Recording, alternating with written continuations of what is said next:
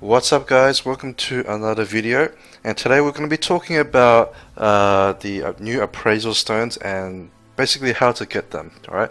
And just my tips on how to use them as well. Now first off, I want to apologize, I haven't been doing videos for a little while. It's been about a week or so. That's just because I've been a bit busy rerouting my units and stuff like that. I've been working on my optimizer and preparing all my stuff to get re-runed. I'm actually buying the rune removal pack later today to fix it all up. So yeah, I've been a bit busy, and there's like some videos that I need to edit, which I haven't gotten around to, but hopefully I can get around to that soon. But anyway, enough of that. So on to appraisal stones and how to get them. So first off, how to get them, right? So you need to do the fire-based, the water-based, and the wind-based, right? I have detailed videos on each of the bases, previously. So yeah, go check those out. But I will touch on each of them very quickly, just the general things that you need to keep in mind. Now, so the fire-based, main thing is you need AoE DPS. All right, I'm gonna leave it up to you. Like you can, if you want further information, go to my fire base raid video. But basically, you just need to have 1 or 2 units that provide AoE damage to kill the ads. All right, that's pretty much all there is to the fight. As for like easy access units to get, the most easily accessible unit is Lapis, right? You may think, what? But do I really need to build the water magic knight that everyone shits on? That they say it's terrible. Okay, this again, it will depend on your units, but she's like a backup, like the most easy to obtain unit. If you have nothing, absolutely nothing else, you should have a water magic knight ready, right? She has 2 AoEs, most importantly from her first skill. Her multipliers aren't very strong, but hopefully with decent runes you can at least get through the first couple of waves to allow you to get A+. If you can bring another AoE nuker, it'll probably help her kill it, like all the ads, and that way it will help you finish off the boss in the last phase. But yeah, apart from that, like you can also consider Sigmaris. He's another farmable unit. He only has 1 AoE skill though, and it's on a fairly long cooldown, so that's why I don't typically recommend him as like a solo AoE DPS. So if you bring him, try to bring another unit as well. Now once you're able to farm for the homunculus, your best bet is to use the water homunculus for this, because you can build him towards having AoE on all his skills, so you can guarantee that you have AoE up every time he moves, and that is the easiest way to do the fire raid, at least from like a farmable perspective. But yeah, as I said, it will depend on the units that you have. You probably have some other options like, say, Soha, Julie. They all can be used as well. So yeah, I'll leave that up to you. Now, most importantly is getting as high score as possible, right? And the reason you want to get as high a score as possible is the rewards scale very heavily on what you get. Now, if you can't get at least A+ for all 3 raids, or at least for like 2 of the raids, like let's say the wind one's probably the hardest dungeon to do, or raid to do. So I could understand if you can only get maybe A for that. That'll be okay, as long as one of your raids can do probably at least S, right? Preferably double S. If you can get A+ on at least 2 of them though, that should be okay. It will be worth at least trying to farm just the minimum required to get appraisal stones. I'll get to the materials in a second. So just let me kill this boss, and then I can just talk about some of the rewards that you get in more detail. Just give me 1 second.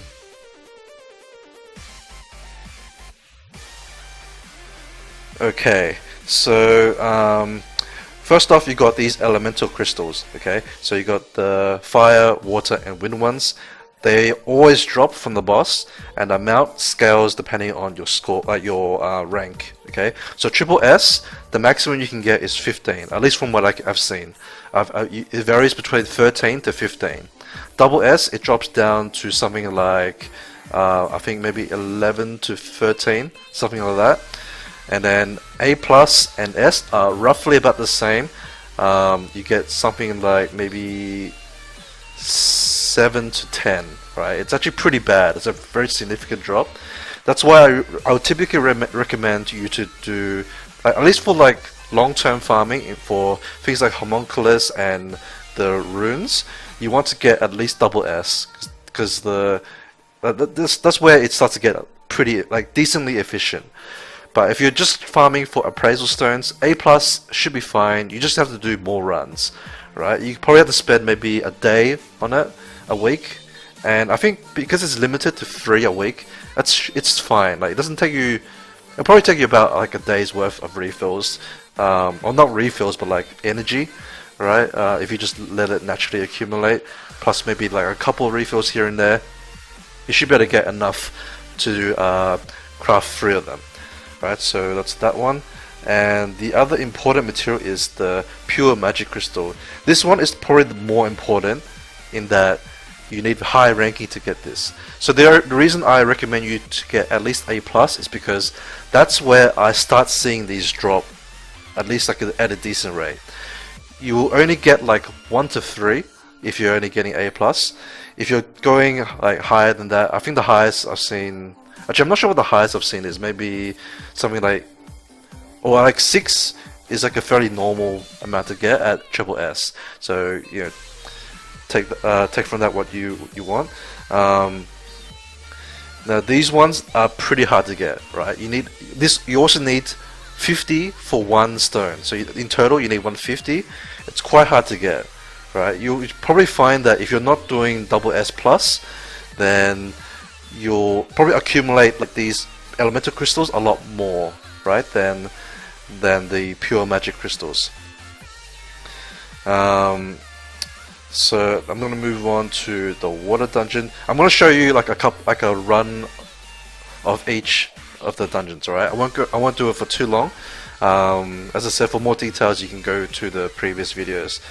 Alright, so just the basic mechanics for the water fight is you need good speed on your units, plus having speed buff on your team helps a lot to remove the ice effect from this boss. So you'll see that when it's the boss's turn, he'll do like sort of like a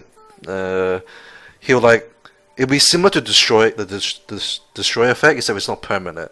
So it's like a temporary destroy of your HP. And to remove that, you need to gain attack bar.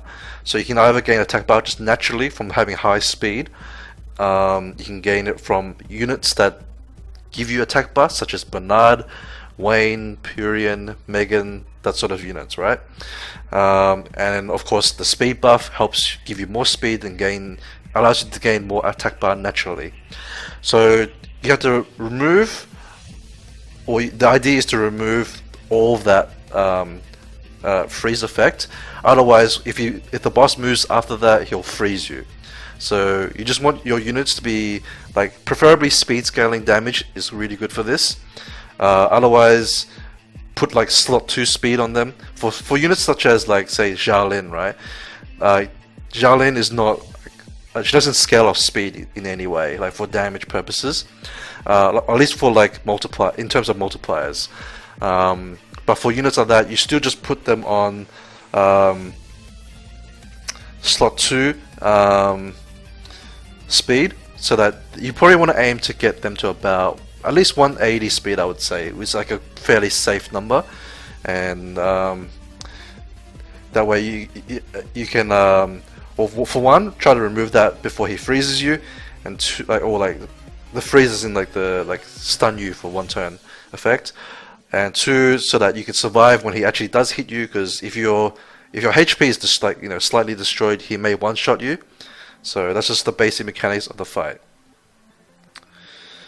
I think the units that you can use on this are fairly easily accessible. Like things like Bernard, Tark are all fairly easily accessible. They just need good damage dealers like Filmars is a good example. Good healers are things like Bella, Chasun, they're good for that. Bella especially for like newer players because of the attack bar increase. That helps a lot for this fight. Alright, now moving to the wind dungeon. This is probably the hardest one. So as I said, like I would say it's fine if you aren't getting as high in this, as long as you can farm the crystals at a decent rate, and if you're willing to put in the extra energy to farm those crystals, which I would recommend if you can get like at least A, as I think it starts getting efficient at that point, or like more efficient for having to burn crystals. Anything less than that is, I think, pretty bad, like in terms of energy efficiency. But anyway, so this fight is all about trying to heal your team back up to full, right? So what the boss does is he puts a debuff on you. It's this lightning effect, which you'll see right now. So all your units will have this yellow bar, right? The yellow bar means that they're electrified, or they have like the lightning effect on them. I'm just gonna say it's like electrified, okay? So to remove electrify, you have to heal your unit up back to full health. Now the hard part is having the electrify effect on you also decreases the healing received for that unit. So you need very strong healing power. You might need to run 2 healers. Like for me, my unit team is fairly YOLO, but I have the runes for it. If you don't have the runes for it, you probably need to run 2, maybe even 3 healers. Units that scale off attack power for healing, such as Hua-He, are good for this. Or any unit that has a very high burst heal is good for this too. So like an example would be like another attack scaling healer is the Wind Dragon Master, which I haven't tested out yet, but he's usable for this. And also when you take a turn, the electrify effect will also do damage to your unit, similar to how damage over time works, like the dots. So it's basically it is the equivalent of 2 dots, right? So a lot of people will find it quite hard to do this fight, but as I said, as long as you can do like a decent amount, I think it's worth to farm the appraisal stones. Now to get to actually craft the appraisal stones, just go to your crafting building. If I can click it, there we go. Alright, so it's in the special tab and it's the appraisal stone, okay, or reappraisal stone. I'll just call it appraisal stone because it's easy to say. Anyway, you need 30 of each elemental stone and 50 of the pure magic crystals, right? That is, like the magic crystals, like these ones, are the hardest one to get, but you can get it from Water the Beast. So to get these, the easiest way is just to farm your best rift, right? So for most players, they typically will find that either the fire one or the water one is probably the easiest one, right? If you have a lot of good AoE units, then the fire one typically will be your best bet. If you have a lot of those like good speed damage dealers like Tark and Stella already built, then it's quite easy to make water your best rift. So just do whichever one gives you the best score, because that will give you the best chance to get a large amount of pure magic crystals. So you can craft 3 a week, so don't forget to do these, right? It's even a good idea just to to farm extra and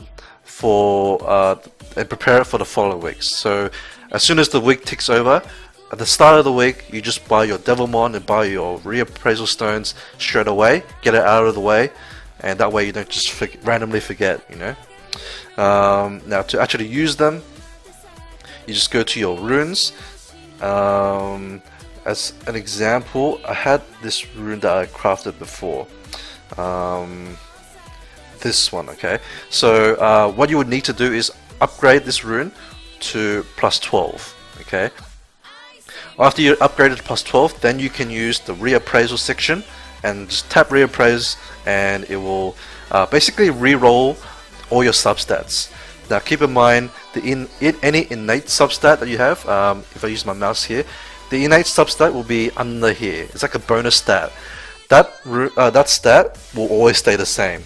So just keep that in mind. If you have like a speed innate stat, you can never get like a speed substat in that rune. So I would not use that rune to reappraise. Okay. Same for any other stat type that you want to have in your your substats. So for example, if it's like crit rate in there, unless you're just going for a heavy speed rune, I would probably avoid using an innate crit rate.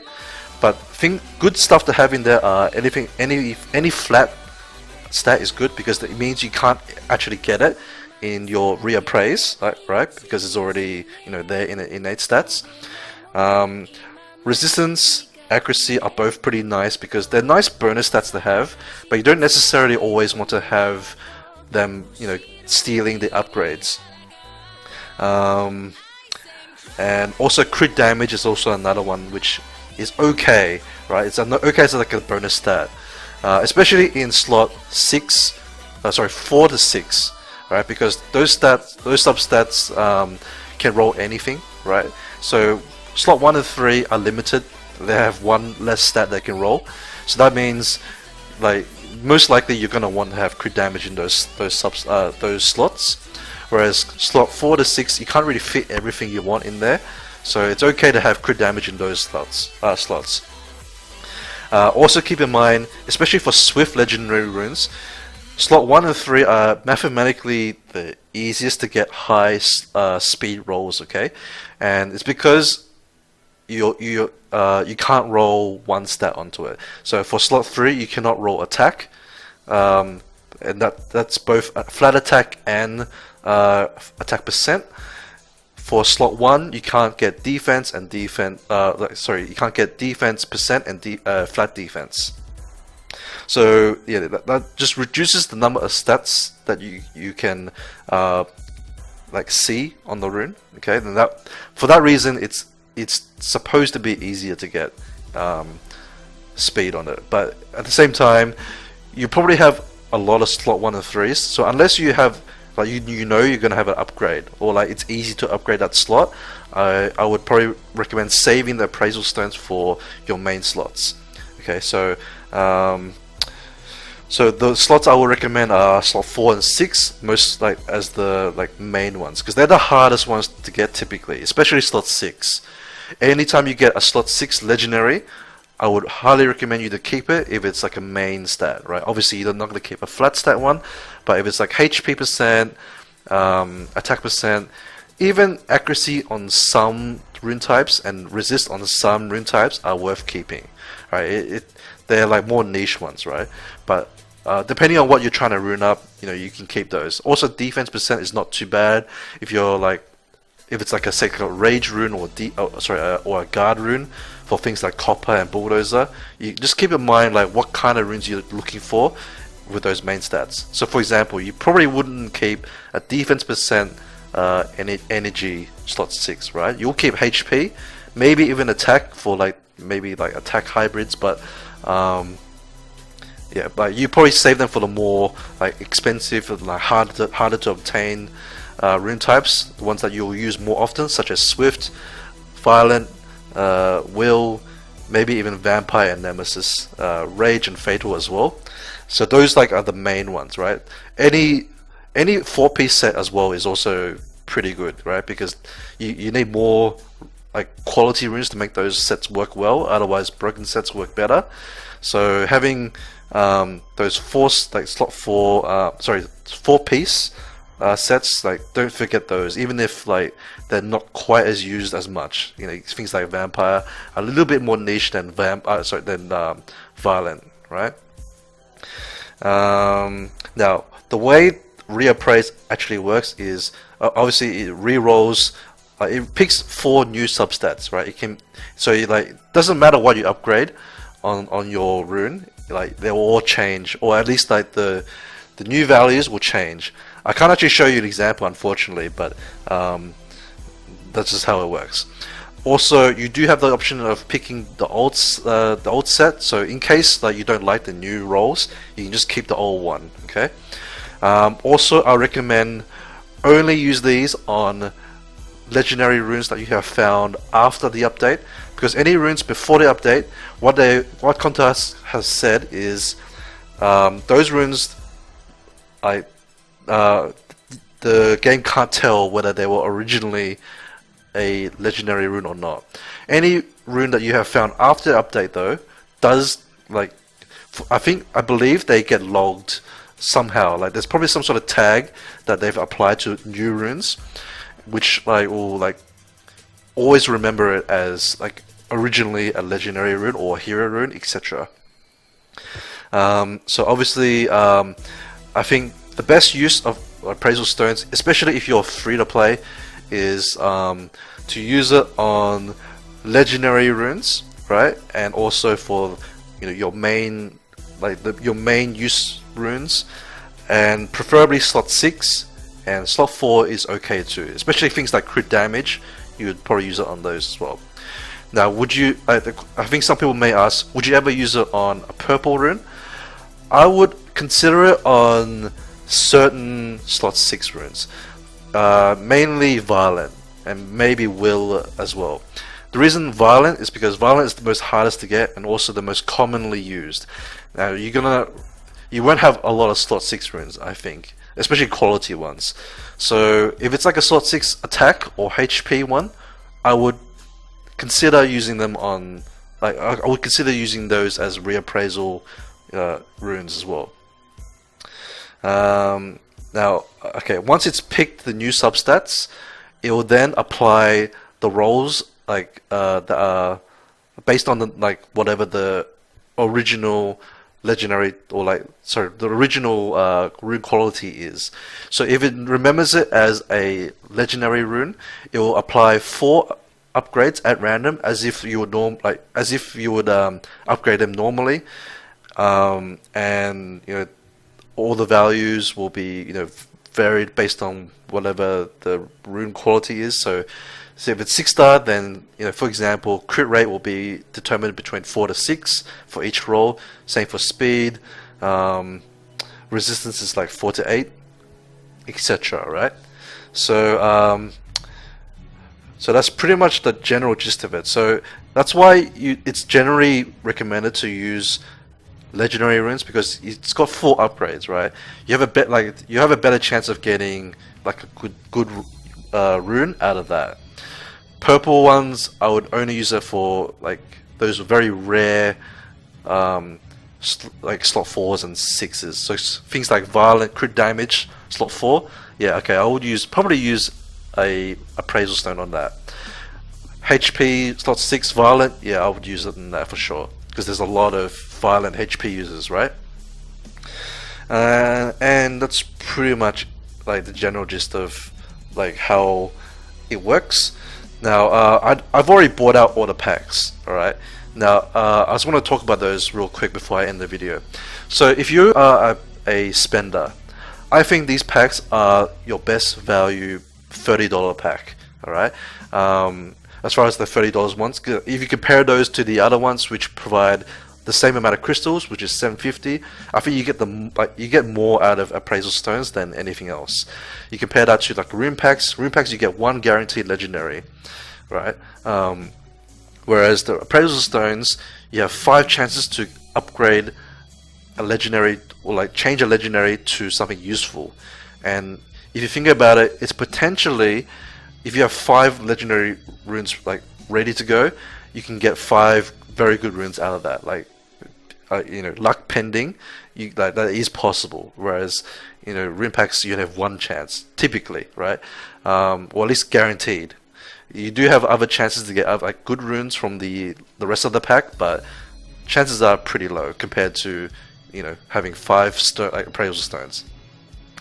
And you compare that to summoning. Everyone knows summoning rates are bad, and you don't really get that many extra scrolls on top of the $750 that you get for the $30 packs. For example, elemental packs are 5 elemental scrolls, what's the chances of you getting lightning out of that even, right? It's pretty low already.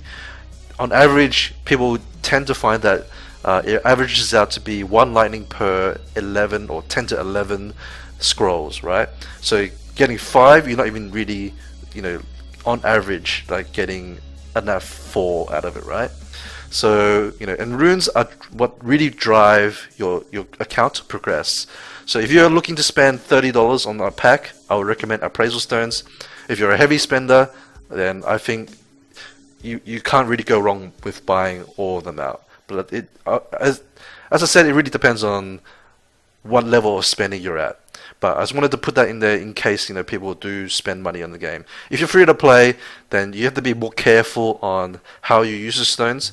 I would probably save them for those slot 6 runes, especially for Violet and stuff. Because I have used all of these appraisal stones up, and I didn't really get that many like good runes. Okay, you definitely will get one eventually, but it's very luck dependent still. So just be careful on use them sparingly. Don't just see oh, I have a legendary rune, let's use an appraisal stone on it straight away. Have a think about what your account needs in terms of an upgrade, and then go from there. Alright, so I think I've gone on long enough about that. If you have any further questions about appraisal stones or like just the raid beast in general, feel free to ask me in comments and I'll get back to you as soon as I can. So thanks again for watching, and I'll see you guys in the next video. Bye bye.